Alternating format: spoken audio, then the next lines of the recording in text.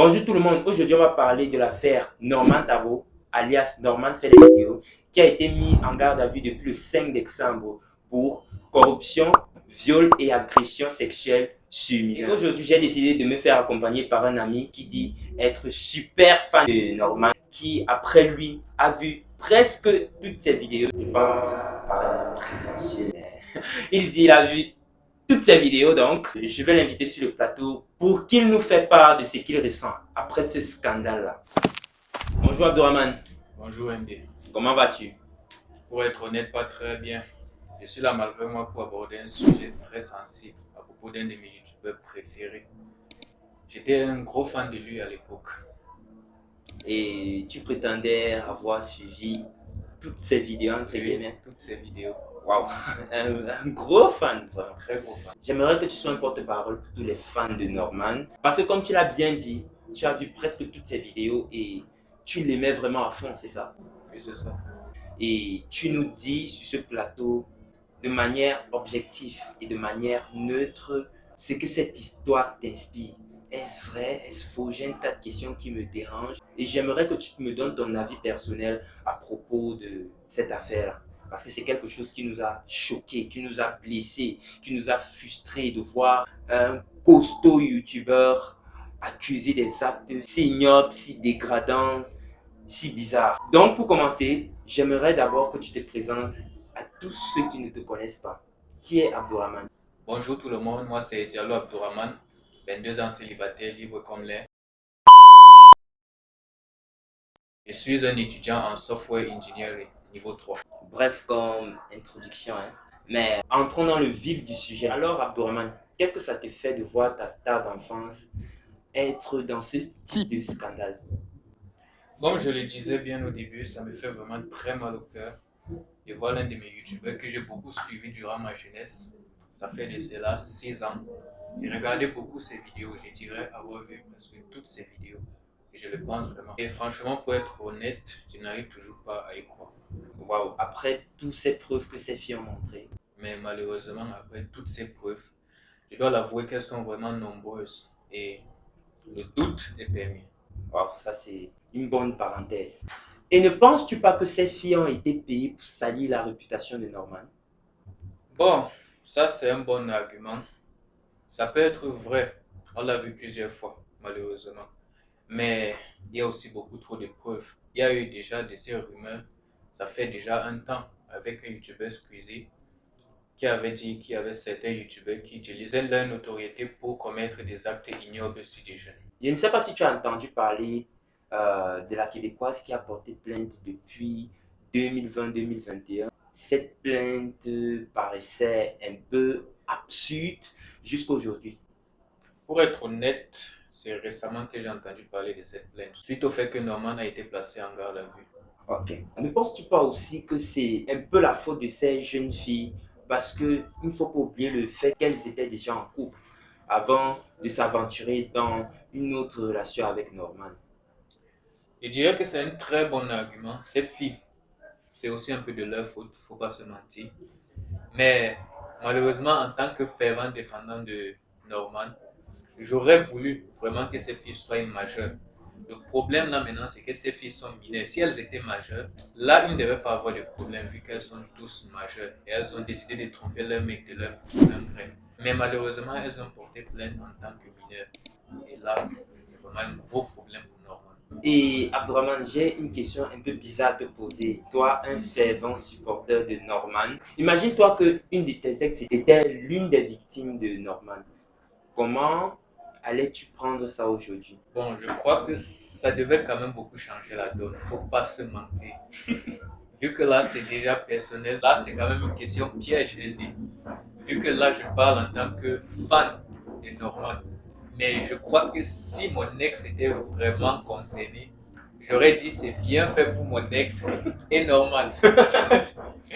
Mais pour l'instant, je ne suis pas concerné et Norman, c'est vraiment quelqu'un que j'aime beaucoup.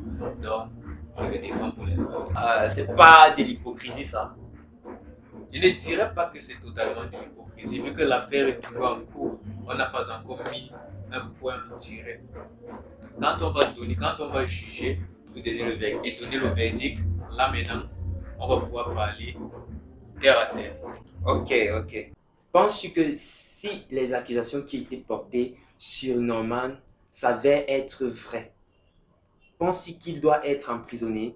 Parce que il est vrai qu'il a manipulé ses filles, mais est-ce qu'il les a forcées pour venir chez lui, faire un nombre de choses?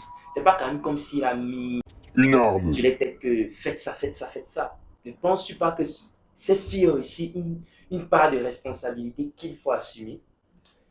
Alors, à cette réponse, je te dirais que ça ne dépend pas totalement de nous. Vu qu'il est en France, la France a ses propres lois. Ce que la France dira, c'est que Norman était un adulte et ses filles avaient tous moins de 18 ans. Donc, c'était plus facile de manipuler ses filles. Donc, on va accuser Norman de manipulation, qu'il a manipulé ses filles, alors que ce n'est pas toujours totalement vrai. Mais malheureusement, ses filles étaient des mineurs, donc ça sera très compliqué. Il y a une question qui me dérange aussi l'esprit parce que sur les vidéos des témoignages de ces jeunes dames, j'ai vu plusieurs gars qui s'acharnaient à critiquer, de fois à insulter, de fois à dire des mots très crus sur commentaire à ces jeunes filles-là. Penses-tu que ces filles ont tort de vouloir se mettre avec quelqu'un qui peuvent, entre guillemets, leur apporter une meilleure vie, leur apporter la vie des rêves que tout le monde désire, parce que tout le monde désire vraiment. Penses-tu qu'on doit incriminer ces filles parce qu'elles voulaient toutes la vie de rêve que Norman devait les apporter? Alors, je crois que je serais un peu cru. Je trouve que cette question, c'est une lame à double tranchante. Ok. Parce que d'un côté, on ne condamne pas l'harcèlement. Ouais, on On condamne. ne condamnera jamais l'harcèlement. Ça brise des vies. Ouais, j'en ai vu. Ça brise des vies. Et ça va aussi pousser d'autres filles qui souffrent malheureusement des problèmes similaires, auront peur de venir s'exprimer En public. en public. Ouais. Ils auront peur, vu qu'ils ont vu que ces gens se font vraiment lyncher après avoir parlé. Et maintenant, d'un autre côté, je trouve que si des filles qui ont menti sur ces faits, par exemple, ont été harcelées en ligne, ça va dissuader d'autres filles qui veulent faire la même chose. Ça va les dissuader de le faire, en fait. Vu que maintenant, nous voyons tous les jours les gens surfer sur les buzz, les gens accuser les gens à gauche, à Ouais. droite. Il y a plusieurs fausses Oui. informations Il qui y a coulent sur plusieurs le net. fausses informations et les gens utilisent ça pour se faire plus de vues, se faire plus Des connaître. buzz entre guillemets et des fois ça part à lambeau, des Oui. fausses accusations, des faux trucs. Donc, c'est une lame à double tranchante, comme on le disait bien. Certains commentaires, comme on le disait si bien, il y a plusieurs fanatiques de Norman qui refusent de croire.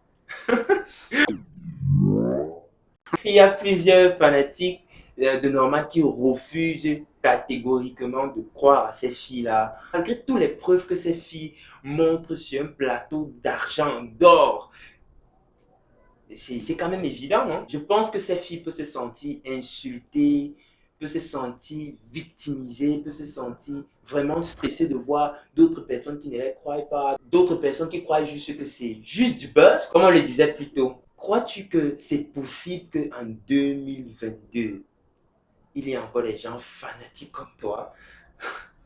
Alors, je dirais que Norman a su construire, je peux dire son influence. Il a eu plusieurs années pour le faire. Ouais. Vous voyez, c'est un vieux youtubeur, c'est un ancien youtubeur, l'un des tout premiers. C'était je crois que c'était le youtubeur le plus populaire de toute la France. Ouais, C'était c'est le quand même un costaud. Il a, je C'est pense, quand même un plus de 11 millions d'abonnés. bientôt C'est 12 pas, millions d'abonnés. ouais, c'est pas donné à tout le monde. 11,9 Ok. millions d'abonnés. Waouh, c'est énorme. Hein. Et penses-tu que dû à ce fait-là, tu dois minimiser les témoignages que donnent ces jeunes demoiselles-là? Et il est vrai que je suis un très gros fan de Norman, mais je trouve qu'il ne faut pas souvent se voiler la face non plus. Ouais, des fois, il faut être Oui, objectif des fois, il et faut être objectif. voir les choses de manière froide, de fois. Et les voir preuves les aussi sont nombreuses. Et je pense qu'il y a d'autres personnes qui sont toujours dans l'ombre, qui ne veulent pas faire un témoignage de peur, d'harcèlement, C'est comme disait récemment. de peur, d'harcèlement et tout ça. En parlant même de cette histoire, ça ne te rappelle pas quelque chose? C'est comme si je vois un peu d'où tu veux en venir, mais continue. Ça ne te rappelle pas de ces Françaises Je pense qu'ils étaient plus de 3, hein? Plus de 3 ou 5. Oui, elles étaient 5. En tout cas, corrigez-nous si on se trompe. Ça ne te rappelle pas de ces Français Qu'ils avaient. porté plainte contre Kadhafi pour harcèlement sexuel? Parce que de fur et à mesure qu'on prend du recul, on peut voir que cette histoire est montée pour salir son image. Parce que Kadhafi avait des Des idées, gros projets. au début des gros projets qui pouvaient déranger les grandes nations, d'autres grandes nations. Donc, en prenant du recul, ne penses-tu pas que c'est ce qui arrive ou ce qui va arriver à Norman? Alors, je dirais pour le cas de Kadhafi, malheureusement, nous n'avons pas de sources très claires pour dire si c'était vrai ou si c'était faux. Mais comme tu le disais bien, en prenant un peu de recul, Et ouais, on peut dire c'est quand même un peu suspect. ouais, suspect quand même. C'est très suspect. Ça pouvait être les Français qui essayaient de manipuler l'opinion publique Ouais. pour faire descendre Kadhafi. Et comme tu le disais, Kadhafi, bon, il n'y a pas d'être parfait, mais on ne peut pas se mentir que Kadhafi avait des gros projets pour l'Afrique. Oui, des très gros Et ça devait quand même Et ça devait- déstabiliser ouais. beaucoup de choses. Beaucoup de choses.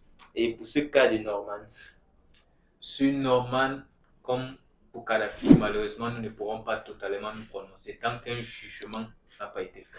Abdourahmane, je te remercie du fond du cœur d'avoir pu te prêter à l'exercice comme une porte-parole des fans, entre guillemets, de Norman, et d'avoir été d'une part sincère et objectif et de fois regarder les choses en face et un peu froid. Donc, quel serait ton mot de la fin? Je dirais aux jeunes gens qui nous regardent, parce que les adultes, bon, c'est des adultes, mais on s'adresse plus aux jeunes qui nous regardent. N'idéalisez pas vos youtubeurs préférés, pas comme je l'ai fait en tout cas, parce qu'il est facile de manipuler les jeunes. Parce que certains influenceurs ont souvent deux personnalités. Ouais. Une personnalité à l'internet, Ouais. vu qu'ils ne veulent pas se faire mal voir, et une autre personnalité quand ils sont un peu plus privés. Ouais. Après tout, ce sont des humains, personne n'est parfait. Tout le monde a ses défauts, tout le monde a ses qualités. En tout cas, je te remercie, Abdourahmane. Et je précise que Abdourahmane a dit qu'il était célibataire. C'est un très bel homme donc. Et si vous avez aimé la vidéo, je vous prie de liker, partager et abonnez-vous. Surtout, activez la cloche de notification pour ne rien manquer. De plus en plus, je vais inviter mon pote que voici, Abdourahmane, venir intervenir dans certaines émissions que je pense être sensibles, être critique. Vous l'avez bien vu, c'est quelqu'un de rationnel, de critique, quelqu'un qui essaie toujours d'être objectif et clair dans sa manière de voir les choses. Je te remercie beaucoup, Abdourahmane. C'était un plaisir.